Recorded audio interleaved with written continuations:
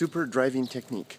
Let me relate a little anecdote from last night, and I won't elaborate much. I'll just share it with you, and you can think about it the way I've been thinking about it.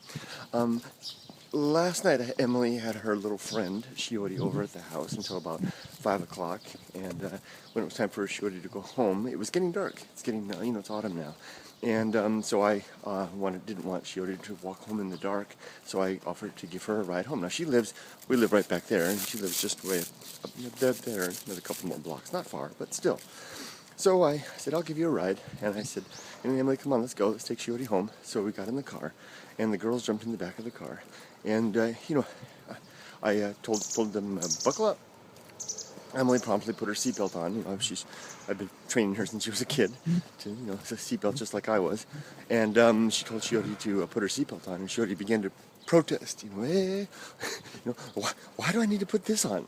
And she didn't want to do it. I said, you have to, and I wouldn't start the car. We're not going to go, at all. And so finally she did, and she started to complain, and she was saying, she was criticizing me. She's at that age now where they like to do that, and she was basically describing me as I must be a dangerous driver. She said that her father, and she used these English words. And this video is not about me. I don't care about it. It doesn't bother me. It's a bigger point. But she used the English words. She said her father had a super driving technique. She actually said those words. I don't know where she must have picked that up somewhere. I mean, she's almost 11 years old. I don't know where she would have got that, but she actually said super driving, and she doesn't speak English. Super driving technique. And so her father basically is such a good driver that she need not worry about wearing a seatbelt. And so, what can I say? I can't argue, in a short distance and whatever. So I dropped her off, and there's her place right there. That's her building right there. You see, it's very close to our house. It wasn't far at all. So I dropped her off, and off she went. And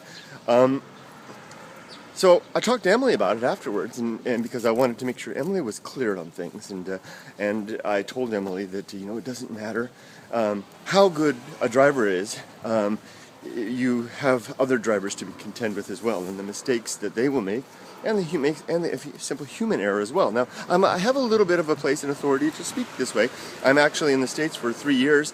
I was a licensed driving instructor. It was my job to introduce young drivers to the road, teach them in the classroom and behind the wheel, and to help evaluate drivers for suitability on driving. I worked with the Department of Motor Vehicles in California.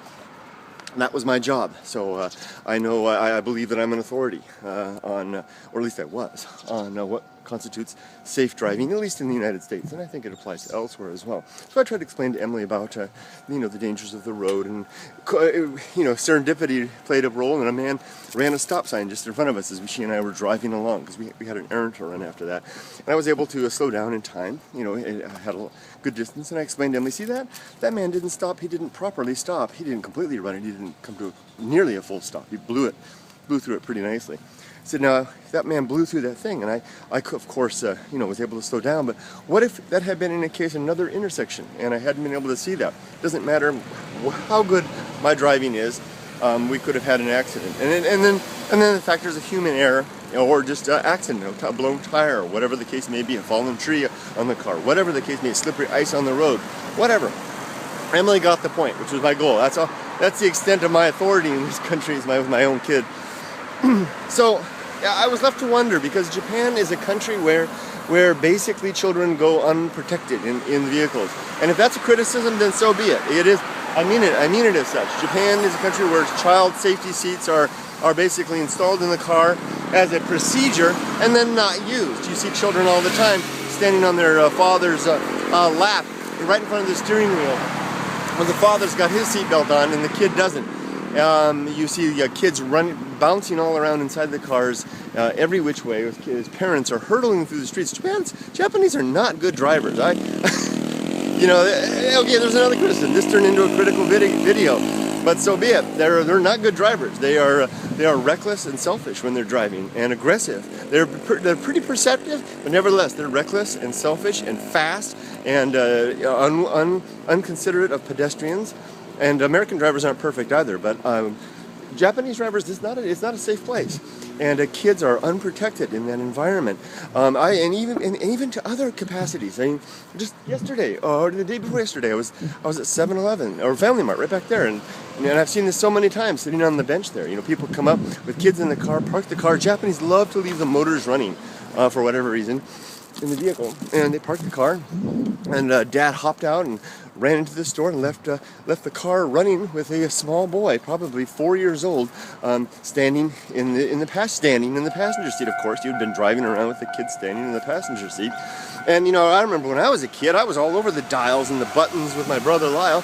We were hitting everything, and I was watching carefully to see if that boy was going for anything. He didn't. He just sat there with this wide-eyed look on his face, waiting for his father to return. I see this all the time. So these thoughts cascaded into other thoughts regarding the Japanese, and I may be overstepping my bounds, but I'm going to speculate a little further. The Japanese masculine pride, you know, the old saving face and the like. Japanese men in particular do not wish to appear anything less than masculine, and to have their masculine role questioned in any way, such as their driving capacity potentially impugned by demanding upon their family that they wear safety belts, which it kind of is a way, you know. It's kind of saying, if you think about what Shiori said, you know, if I'm demanding that you wear a safety belt, that must mean I'm a bad driver. It's false logic. It doesn't make any sense. It's not supported by the evidence, and is incomplete.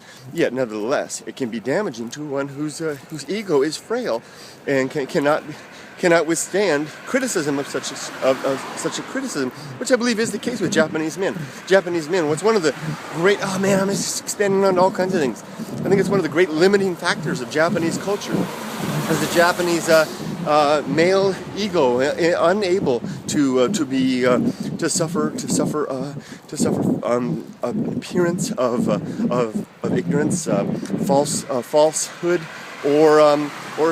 or folly in any capacity, and is what keeps the Japanese men and the culture in many ways rigidly intact upon the rails of protocol and propriety. So how's that for extrapolation, going from giving my daughter's friend a ride home at the end of the day to gross generalizations and criticism of the Japanese culture at large? Hey, but I guess that's a great way to start off the Monday, eh?